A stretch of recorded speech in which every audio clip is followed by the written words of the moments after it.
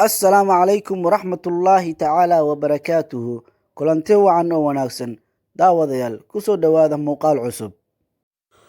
Caadadaah dumarka ma ahan kuwa helo caado ilaa ay ka gaaraan xilliga qaangaarka, uurka, iyo markii ay ugxanta ka dhammaato, taasoo ah xaalad caadi ah oo aan la xiriirin wax arrimo caafimaad darro ah.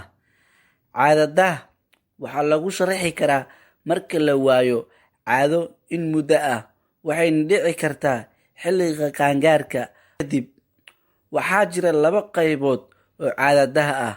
Midda koowaad waa marka gabadha yar ee da'deedu tahay 14 ilaa 16 sano jir ee ay waaydo dhiigga caadada ilaa da'da 16aad. Xaaladdan waxaa loo yaqaanaa primary amenorrhea. Midda labaad oo ah xaalad dhacda markii qofka dumarka oo awal si caadi ah u heli jiray dhiigga caadada balse ay waaydo wax dhiig ah muddo ku siman 2 bil ilaa 3 bilood. Maxaa sababi karo caadadaah? Caadadaah waxaa keeni karo qodobo badan. Qodobka koowaad oo ah primary amenorrhea waxaa keena isbeddel ku dhaca xubnaha qanjirada iyo hormoonnada saameynta ku leh caadada, sida fashil ku yimaado samaynta ugxanta, dhaawac ama cillad ku timaado neerfayaasha maskaxda ama xangulaha, kuwaasoo saameeya qanjirada loo yaqaano pituitary gland ama xubnaha taranka oo si wanaagsan u qaangaarin. Sidoo kale waxaa jiro qodobo kale oo aan si sax ah loo fahamsanayn oo aan saameyn ku yeelan karin marxaladahan soo socda.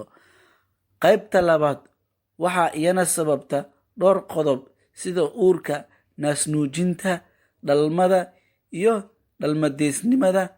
Markii la joojiyo waxyaabaha loogu talagalay joojinta dhalmada sida kaniiniyaasha welwelka, nafaqo-darrada, iyo miisaanka oo lumo, iyo dhammaan daawooyinka qaar oo xanuunka ku dhaco qanjirka tootnam iyo mid burooyin ku soo baxa ugxanta soo daada ama midka kaangaraba. Haweeney oo qalliin lagu sameeyey minka ama ugxan sidayaasha waxaa sidoo kale joojiyo caadada gabi ahaan. Waa maxay astaamaha lagu garto calaamadda ugu weyn ee caadada oo la waayo ama oo soo daahdo? Calaamadahan waxaa ku ogaan kartaa calaamadaha kale waxay ku xiran yihiin waxa sababay, waxaana ka mid ah in timaha uu daato ama oo khafiif noqdo, madax xanuun, aragga oo isbeddel ku dhaco, wejiga oo xaabad ku yeelato ama xaaladdu ku badato, miska xanuun ama dhabar xanuun iyo finan yaryar oo ka soo baxo jirka. Daawo ahaan, haddii aan daaweyno ama daawo ahaan loogu talagalo, waa in aan mar walba qaadataa daawada.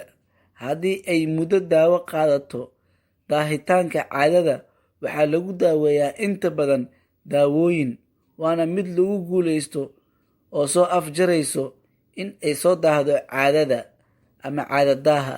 Inta badan waxaa sidoo kale lagu daaweeyaa qaar ka mid ah isbeddelka dhanka nolosha oo ka yimaado in ay yihiin kuwo aad u tabar yar.